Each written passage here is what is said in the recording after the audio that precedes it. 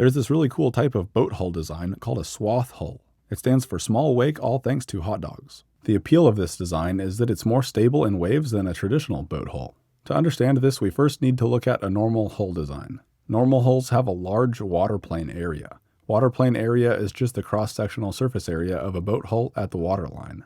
Having a large waterplane area causes the buoyancy of the hull to change dramatically as the boat goes up and down in the water. This makes the boat bob like a cork and just kind of follow the surface of the water up and down as the waves pass. The goal of a Swath hull is to minimize the waterplane area so that the buoyancy does not change very much as the hull goes up and down. I was joking about the hot dogs. Swath actually stands for Small Waterplane Area Twin Hull. By moving the majority of the boat's buoyancy underwater in these hot dogs, the vertical struts are the only thing that contribute to the waterplane area, and they have very little waterplane area compared to a normal hull. So as the boat goes up and down in the water, its overall buoyancy changes very little. This kind of makes the boat immune to waves in a sense. You do want a little bit of cross-sectional area in the struts so that the boat is passively stable and can float at the right height on its own. If the struts were razor thin and you didn't have any internal volume, then there would be nothing keeping it stable. We'd be displacing the same amount of water if the boat was floating here versus here, so there'd be nothing holding the boat at the right height or keeping it stable, and it would just tip over. But by adding just a little bit of width in the struts, the overall volume of water displaced still changes as the hull goes up and down. It just changes much less than a normal boat hull. And it's still passively stable, since if one side droops, there's now more displacement on that side, which makes more buoyancy, so it floats up. My goal for this project is to build an RC Swath hull, so step 1 was to hop into Onshape and draw one up. For this first version, I decided to try out 2 big struts instead of 4 total, with one on each corner. There are servos embedded in the pontoons that will control the angle of these stabilizer fins towards the rear. It's common for Swath vessels to use active stabilization systems to help keep them level and at the right height above the water. To sense the water level and control the servos, I'm using these PCB hydrofoil masts. They are capacitive liquid level sensors that control a servo position based on the water level measurement. These things are designed for use with PCB hydrofoils to make these simple little self-stabilizing hydrofoil boats, but they should work just as well for this project too. My plan was to 3D print these pontoons, but with that you run into the age-old problem of FDM prints not being waterproof. Now, it's easy to waterproof 3D prints by just painting them with polyurethane or really anything that seals the little holes and cracks, but I can't really do that with this design because they have internal geometries for servos, wires, and screws that you can't easily paint. These pontoons were printed in PETG with PLA support material, and they were also printed in 2 halves so that they can clamp together around all the motors and servos. To try waterproofing them, I had this fun idea of using a cake icing bag to mix and inject 2-part polyurethane foam into the gyroid infill of the part. Aside from putting in too much foam, it actually worked pretty well. There's even foam coming out right here, so I know it went all the way down. That's a good sign. That actually worked really well. There's no warping or melting at all. In the past, when I've put expanding polyurethane into PLA, it just melts. But this looks perfect. I think I did a thick enough wall on the 3D print, and the PETG has a high enough melting point as to where the expanding polyurethane just didn't have enough exothermic heat to melt it. After that outstanding success, this project sat on the shelf for a few weeks. And in that time I decided to pivot to a less messy route. The expanding foam can be a pain to work with. My next design used a piece of ABS pipe from the hardware store with 3D printed pieces that seal it shut from either side. I printed the nose cone out of clear resin on the Formlabs Form 4. Since it's clear, I'll be able to see if any water can get in, which will be convenient. These are the struts that hold the pontoons, and they are printed with pretty thin walls, so I modeled in these little bridges that give the walls some support during printing. Those are pretty easy to trim off with this ultrasonic knife. The struts are printed in 2 parts out of PETG and glued together with some studs for alignment, and then screwed on top. Then for our small waterplane area buoyancy, I put some sheets of 6mm Depron down into the strut, one in the front and one in the back, and those got trimmed down flush with the top. Hopefully that foam gives us enough buoyancy at the waterline for passive stability. The motor and servo mount was 3D printed out of PETG on the Prusa Core 1. Some high-tech 5086 waterproof servos pop into those, and then get sandwiched in there between the 2 halves, and those just get screwed together. And then this resin-printed pipe cap slides over the nub. I cut the pipe down to size on the miter saw, and then these end caps will just slide right in with the use of an O-ring to keep the water out. Same story with the nose cone. That also has an O-ring. The waterproof brushless motor is screwed into the little yellow plastic piece that just slots right into the orange part, and that just gets held in with the clamping force from the 2 sides. And that leaves us with this cool looking torpedo. The motor phase wires and the servo wires route up through the hollow trailing edge on the strut, and then that whole thing just gets glued onto the ABS pipe. I did a leak check and it all seems good. I 3D printed the control surfaces out of Formlabs gray resin and tapped some little M2 threads in the end. That will allow me to screw the servo horns right onto the control surface with some M2 screws. The struts got glued onto a piece of 1-inch pink insulation foam that will be our deck. The two control surface sides slide onto a carbon tube that will allow them to pivot independently, and then those just press onto the servo horns on either side. The capacitive liquid level sensor PCBs just slot right into place, and then I used a little glue to hold those in. After that, I just connected some ESCs to the motors, plugged those into an RC receiver, and set up differential thrust for yaw control. And that concludes the build, so then it was off to the lake. I first calibrated the mast PCB endpoints through the Wi-Fi interface, and set up the servo direction and throw. You can see how they're working to stabilize the boat. They're actually moving in a really intuitive way. This thing is really unstable, buoyancy-wise. It just either wants to float nose down or nose up. That's not so good. Let's give this thing a little throttle and see what happens. Oh man, maybe I need more weight. Is that enough weight? Yeah. Let's see if I can drive around now. Oh no, don't fall in. Well, I can drive around like this. That's fun. Oh, whoa, look at that. It worked for a sec. My whole design ended up being passively unstable, but I was hoping that the active control system would be able to stabilize the boat at speed. I experimented with different amounts of proportional gain on the hydrofoil PCB controllers, but nothing really helped all that much. Oh man, this little thing is near impossible. Okay, I think it's back to the workshop. So next I removed the control surfaces and cut them down to a much smaller size. Then I reinstalled them with this free-floating section in the middle so that it would not have any influence over the control. So we effectively just have smaller control surfaces. I had to add the center section only because it was structurally required to constrain the surfaces. So it should be less sensitive now and it shouldn't do that porpoising thing that it was doing last time. Well, it goes like that pretty well. But that's not the goal. Even with full control surface deflection, it still wasn't enough to bring the nose down. So maybe I shouldn't have cut the control surfaces down so much. Full throttle, wow, it's fast. Oh, and it turns on a dime, damn. It seems like it's trying to work sometimes. The next day I tried putting more weight on the nose, but that was no silver bullet. I also tried loading it down with rocks and nothing seemed to work. No! I think I'm bringing it back slowly with the water propellers pushing air. Amazing. The Swath hull concept is not very well known, so let's make a website about it. I'm going to do it in just a matter of minutes using Lovable, who is the sponsor of this video. I'll just tell it to create a website that shares my love of Swath hull vessels with the world, and include some pictures, include some text, stuff about how they work. Enter. We'll let the AI think for a little while, and boom, this is what it came up with. Pretty incredible for a first draft. I was especially impressed by this animation that it made. The mono hull is rocking quite a bit, but other than that, it's pretty spot on. These AI-generated pictures it came up with are pretty fun, but let's say I want to replace them with some other pictures I found on the web. All I gotta do is copy the image URL, paste it into the Lovable chat, and tell it to change the image in plain English. And boom, there you go. I'll change a little bit of text with the visual editor. And now I want to make some money with this website, so I'm going to tell it to create a sticky navigation bar at the top with a store page where people can purchase my hydrofoil mast PCBA kit and use Stripe as the payment processor. A few seconds later, there it is. I just need to update the store picture with my product photo URL. And I'll have it change the price. The AI was really overestimating these things. It thought there would be a 6-axis IMU and a pressure sensor array. But instead there's only a simple capacitive liquid level sensor, so we got to change that text and some other specs. Then I'll click the publish button, we'll make the URL swathhull.lovable.app and publish. And there it is, a professional looking website live on the internet in just a few minutes. With Lovable, you no longer need to be a software engineer to bring your ideas to life. Check it out at the link in the description, and big thanks to Lovable for sponsoring this video. So I had finally learned firsthand why most Swath vessels have 4 vertical struts instead of just 2 that run the entire length. It's because you really want all your waterplane area buoyancy to be as far away from the center of gravity as possible. My waterplane area buoyancy was concentrated towards the center of the struts because that's where the Depron foam was inside.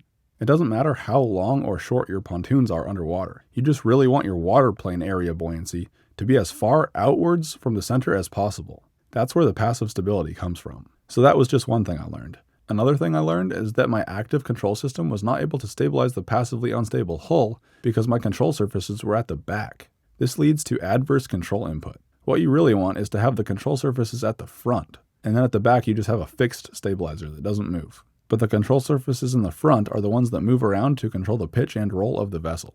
So I think it's time for a complete redesign. I'm going to try and make something that's more passively stable. Then we'll just need to rely on the water level sensors to fine-tune the height control.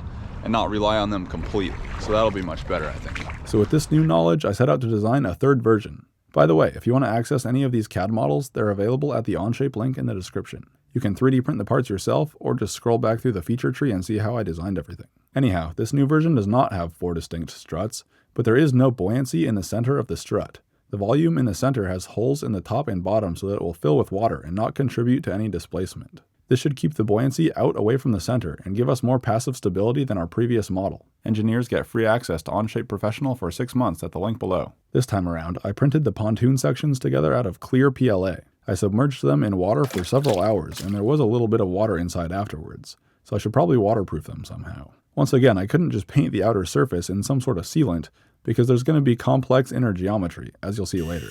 So I wanted to try a new waterproofing technique. This time around, I cut a little section out of the wall so I had access to the internal volume. This will hopefully allow me to waterproof the parts from the inside with epoxy. I put some blue dye in the epoxy so that we can see it better. I mixed up the epoxy and poured it into the part. I then taped over the hole and rotated the part all over so that the epoxy would hopefully soak into every square millimeter of the wall. After everything looked wetted out, I emptied the excess epoxy back into the cup, and I was able to use that same cup of epoxy for the other 2 sections. I also decided to try Gorilla Glue out instead of epoxy. Since it foams up a bit, it seemed like it might do a good job of sealing the print. Despite having preheated it in the 3D printer, the Gorilla Glue was not thin enough to easily wet out the entire inner volume. So I ended up trying to thin it out a little bit with acetone. Oh yeah, look at that, it's flowing much better. After the epoxy cured, I submerged the parts underwater for 12 hours to test. Wow, what do you know? Dry as a bone in there. Amazing. Okay, nice. The Gorilla Glue version did have a little bit of water inside, probably because the glue didn't flow throughout the part well enough. Now that I had a waterproofing method worked out, I could continue on with the build.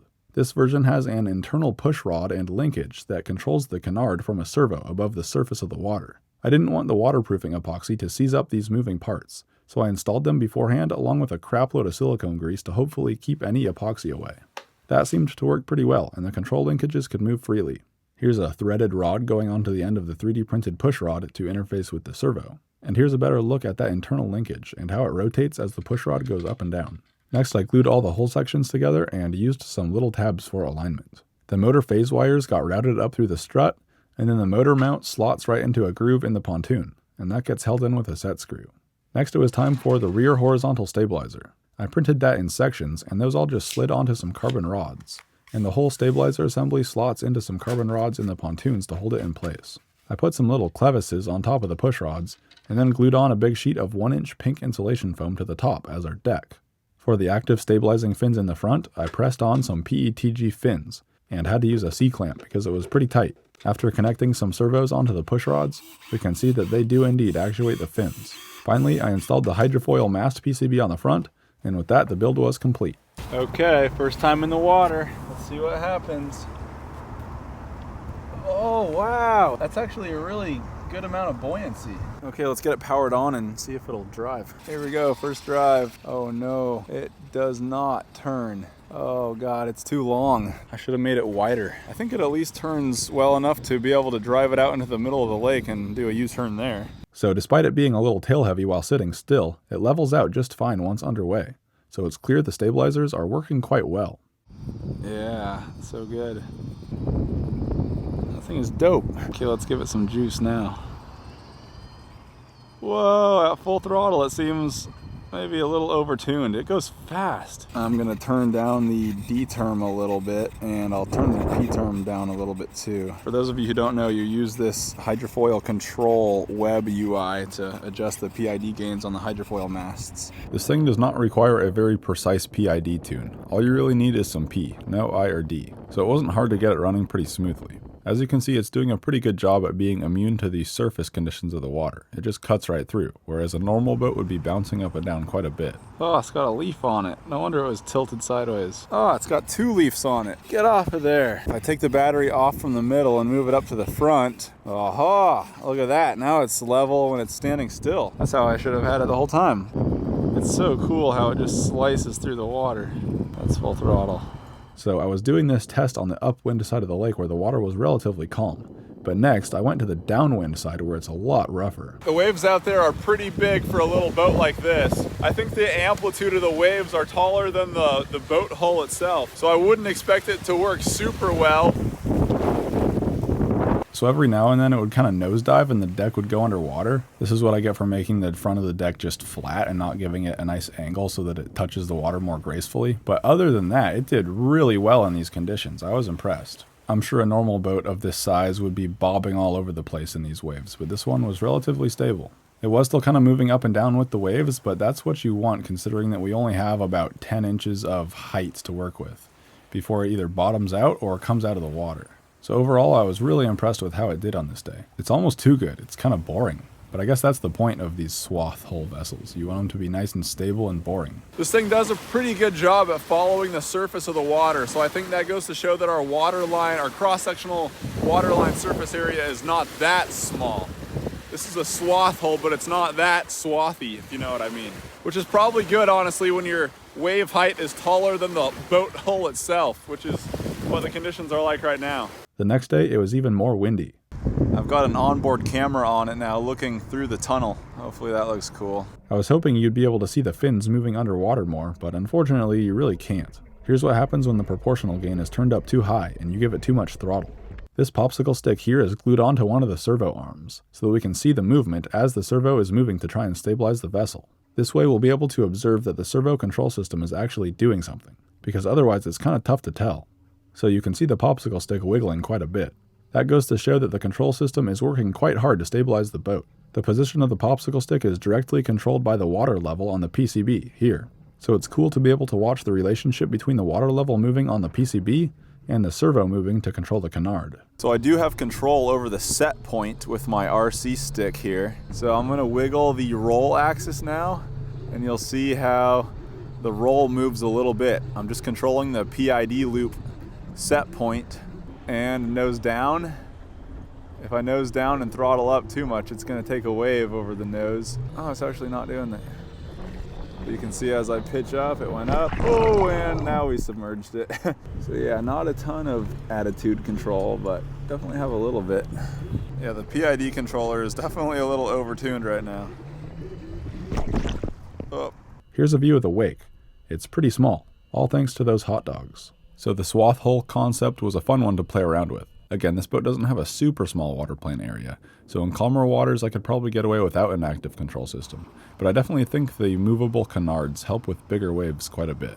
For a while I was thinking it would be fun to build a full-scale version that I could ride on, but I changed my mind because it would be pretty boring compared to something like a hydrofoil. I'm sure some people are thinking, well, if swath hulls are so great, why aren't they used everywhere? For one thing, they're really sensitive to weight due to the small waterplane area. Adding or subtracting just a little bit of weight can change the ride height significantly. And also, it's really easy to accidentally make them too top heavy. I had to glue a bunch of bolts to the bottom of these pontoons just to get it to float upright. Too much weight on top and it just immediately flips over. Anyhow, if you want to build your own surface following vessel of some sort, these hydrofoil mast PCBs are available for sale at the link in the description. That's all for this video. Thanks for watching. Bye.